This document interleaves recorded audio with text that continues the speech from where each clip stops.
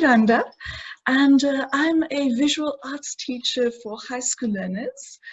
I live in Belito, and that is basically my life, visual art and high school learners. That's it. Okay.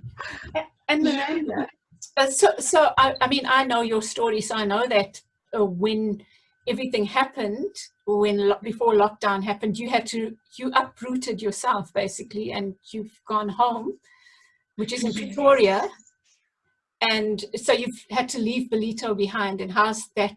What does that meant for you? How has that been?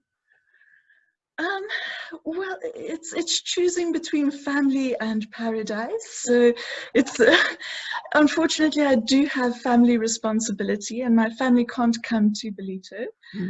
So I'm very excited to finally return home one day, hopefully soon. I really hope so. Yeah. Okay. So when this is an odd question, but I know how I felt when I first heard about the virus. In fact, when I first heard about it, Luke and I heard about it together. He was sick, but we heard about it in Wuhan, right? And we went to the doctor, and I said, "Oh, you know, this morning I heard about this thing," and I jokingly laughed and said, "Well, maybe we have this," or you know, and we laughed with the doctor, right? And it was such an odd thing to look back on, and how it was such a far away thing. So how was it for you? How did you first hear about it, and what did you feel, and how did it progress for you? It was, you're absolutely right. I had a similar experience where when it happened, it was very la-di-da. Oh, this is happening. It's not too bad. You know, it's going to be like another swine flu. I mean, even amongst my learners, none of us were stressing. We were all very chilled about it. And I think then it got really serious in Italy. Yeah. And I think the shock, just the seriousness and the gravity of the situation fell on all of us, and we all became paranoid. So by the time the lockdown was announced and schools were closing, it was a huge relief. Yeah. Okay, and you've spoken a little bit about how this has impacted your life. Can you speak about that? Like, how has it had an impact on a daily basis? What are you doing differently, perhaps? And then also, what hasn't changed? All right. Well, I'm an introvert, so I love staying at home.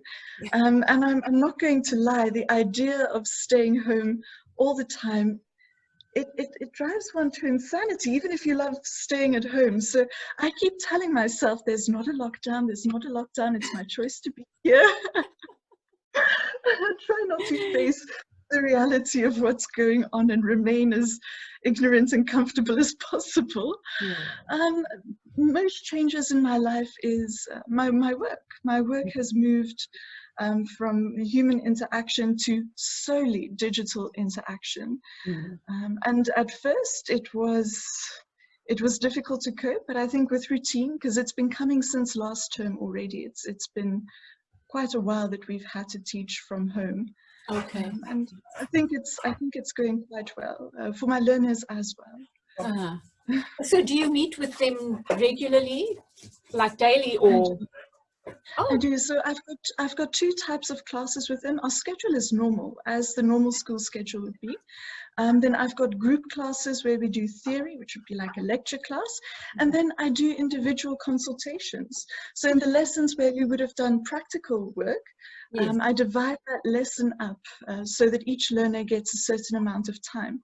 And then we just chat during that time, see how the work is looking. We're using WhatsApp a lot as well to communicate work and Okay, and then your groups, what do you use? Zoom, or do you have a program or an app? A Google school, so we're making use of all the Google software like Hangouts, and Meet and Google Classroom. So Yeah. that's quite nice.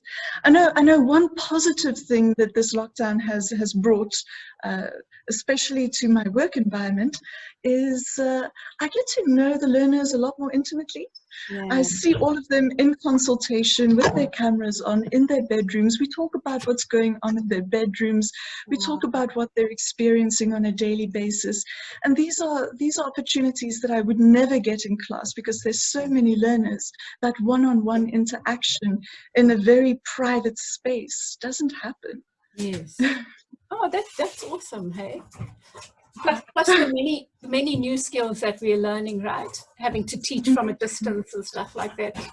I mean, I haven't had to try that out yet, you know, the teaching bit, like training. But I when I think about the group work and stuff, that must be really challenging. It takes the least amount of energy because you're doing bulk work. Right. Yeah. And I think I've heard learners complain about the more technical subjects like mathematics, where they don't get the attention they need in these group sessions. And it's quite different when you're teaching a humanities subject. Right. Yeah. Okay. I'm so sorry. I do want to ask you, how are you coping as a parent? Because I almost feel like there's more pressure on parents at this time to keep their kids on track than there are on teachers. You know what's so interesting? Like, I think the Montessori has that very, they really do teach the children independence. And Luke is a very independent child, as you know.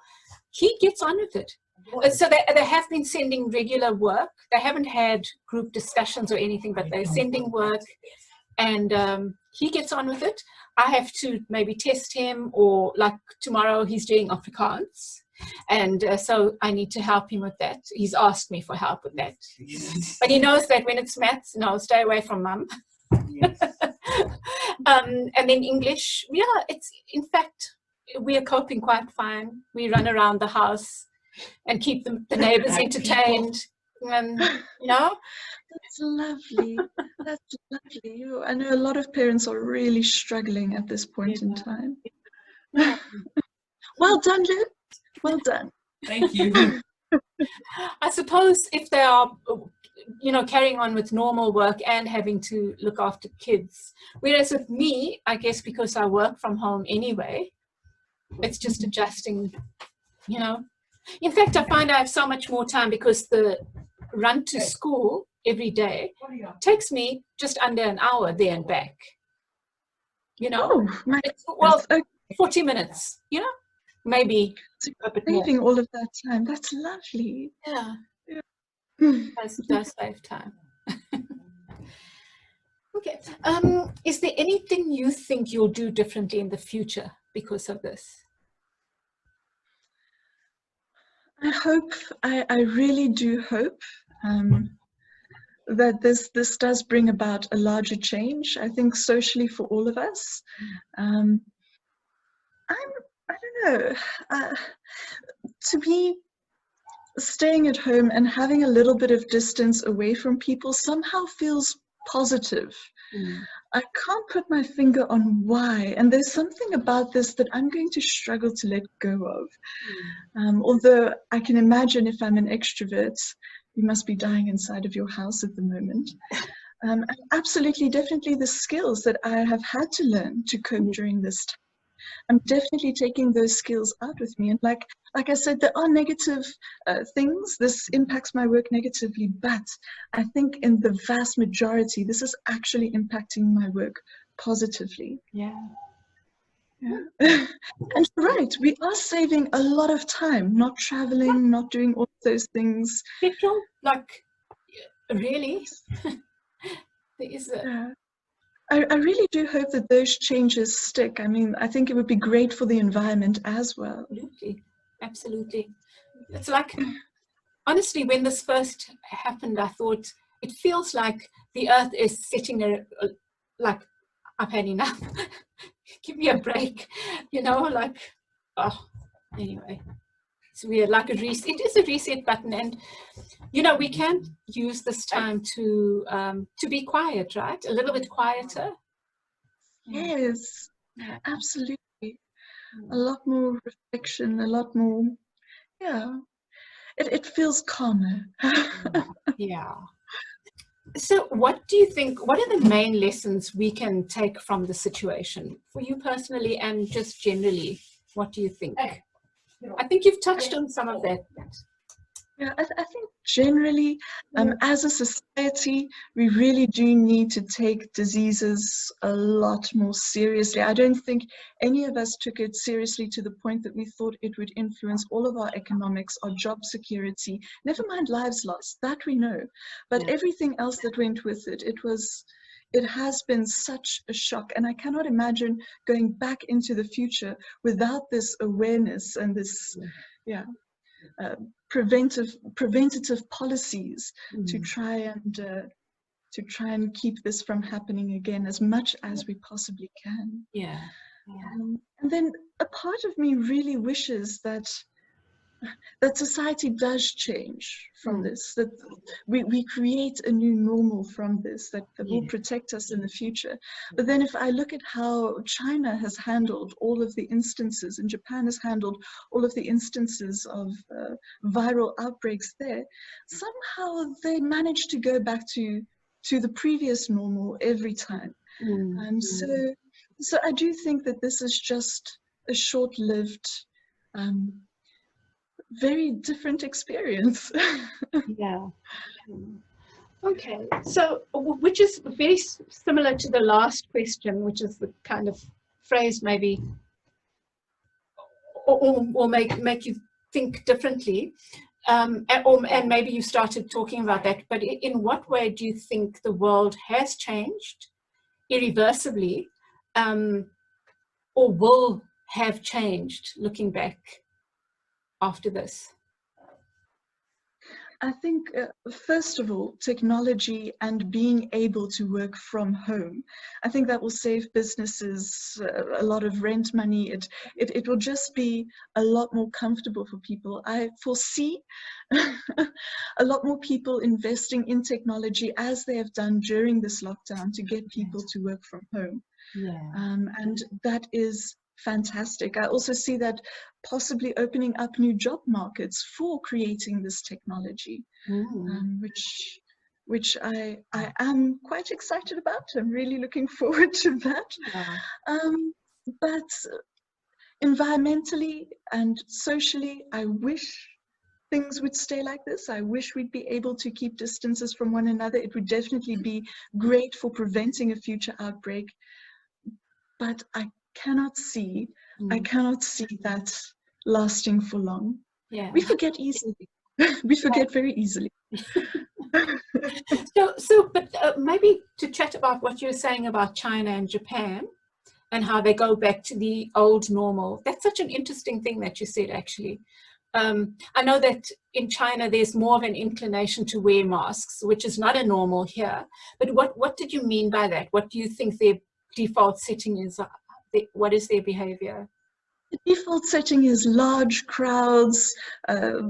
Yes, just going back to where in public spaces we are out and about all the time, and we're not really taking care when it comes to crowds and like that. I mean, I wish I could say that we take wet markets and what sort of meat we slaughter more seriously, but I mean, this has happened numerous times in the past. And if we haven't been able to stop it yet, it's going to happen again. Okay. Is there anything else, Miranda, you'd like to share? Say? That's it. I hope, I know that this has been a very difficult time for many people. I think just psychologically, it's been draining for a lot of people. But I hope that there's a positive that does come out of this for each and every individual, and that they can hold on to that small little positive memory in the future. Thanks, Miranda. It's so lovely to chat with you. Lovely to talk with you. I miss you so much. I miss you too. I miss you too.